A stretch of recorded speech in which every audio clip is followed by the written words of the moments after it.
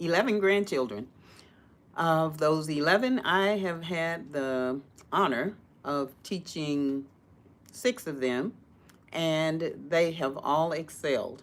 The one that I am teaching now is 1 year old, and he is learning very well and accelerating.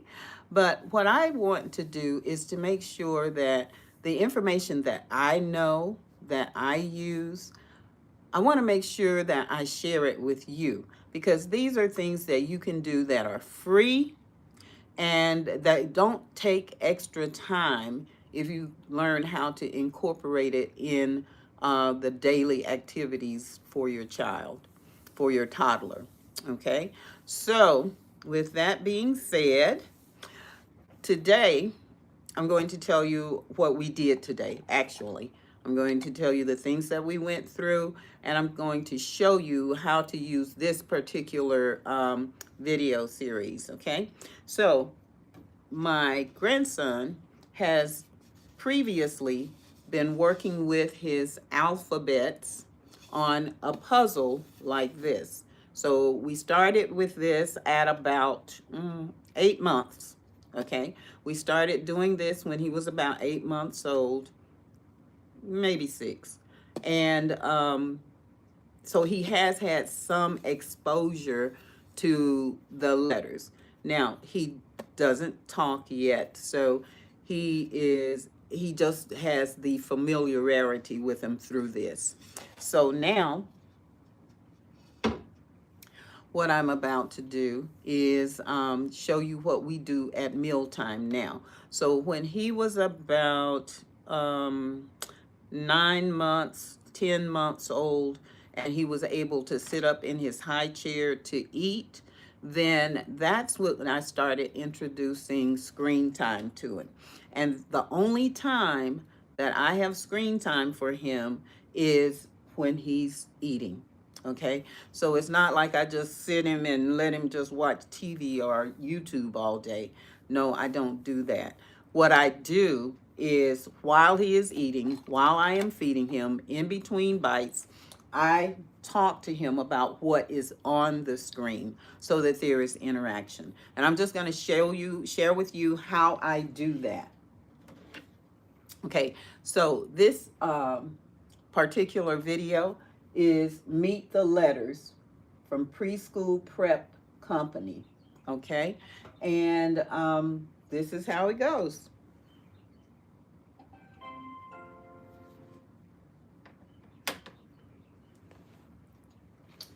Look, it's an A. That's a little A. Little A. Woo! Look at it. Look at it. It is moving. Wow. Then I'll take his food, and I have his food right here handy. And his high chair is right here. You don't see it in the video, but it's there.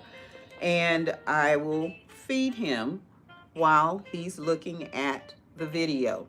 Now, while he's looking at that video, I am actually talking to him about it. That's A, little A, and I'm pointing to it. So this is a really good video because it gives a lot of different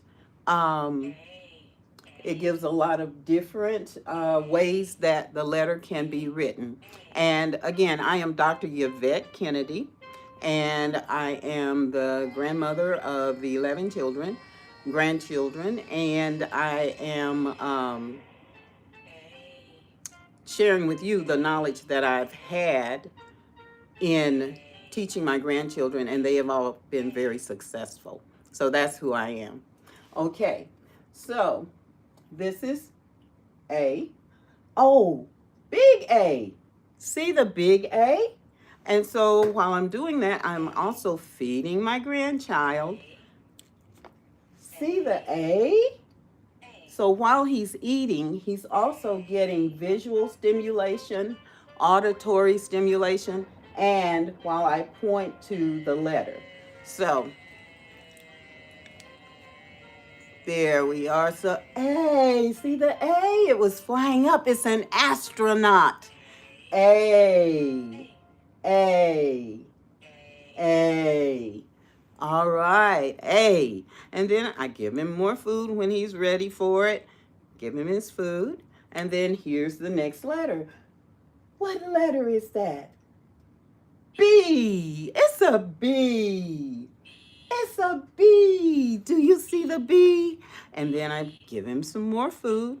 And this is basically how I go throughout the video, just reiterating what it's saying here. Maybe give a compliment. Oh, that's a bird. Do you see the bird? Wow. See the bird? Look at the bee. Bee. Bee. And that's what I do with that. So, that is how I do that.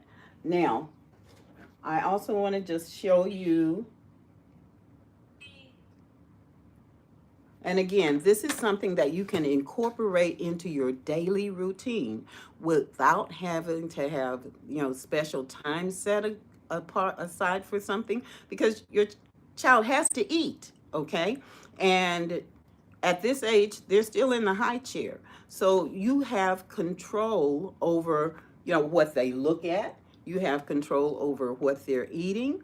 And that's, just the perfect time to implement some learning activities.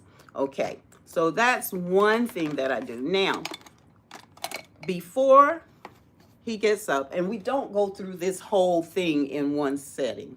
We go through it as much as we can get while he's eating. And then after he finishes eating, what I will do is, today what we did was I read a book to him. So again, he's sitting here, so he can't really go anywhere. And I turn this off or pause it. And the book that I read today is Will You Wear a Blue Hat? Okay? Will you wear a blue hat? And so while he's here, I'm opening the book and reading it to him. Okay? So then when we get finished with this, and with the book, I'm asking him questions, I'm showing him things. I like this book because it goes over the colors, and it also goes over garments, the clothing that you wear. And it has some really good points, because you can say, will you wear a blue hat? And then on the next page, he says, yes, I will wear a blue hat. And then you can say things like, oh, he has the hat on his head. Okay? So, and then it asks about the mittens, and you can go over the colors, red mittens and yellow mittens. You can go over, where do mittens go? So you can ask different questions about the book that you're reading. And this is a hard book. You want to get hard book for your toddlers, infants and toddlers. You do want to get hard books for these age groups, because that way they can touch them, they can do whatever they want to do. Okay, so then you can say something like, mittens go on your hands. Mittens go on your hands. So you're actually getting clothing, parts of clothing or pieces of clothing. You're also getting colors within this book, and you're also teaching him body parts, like mittens go on your hand, the hat goes on your head. So those are just two of the things that we did. Now, once we got down from the high chair and he was finished eating and I finished reading his book to him, then we went over to our play area. And I do have a designated area for him for our play space, which is his learning area, because every opportunity that you get, you can teach your child something. So that's where I am very, very, very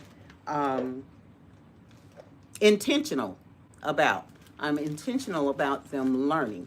And during the age limit from 0 to 3 to 4, 0 to 3, they have 80% of their brain development and learning occurs at that time.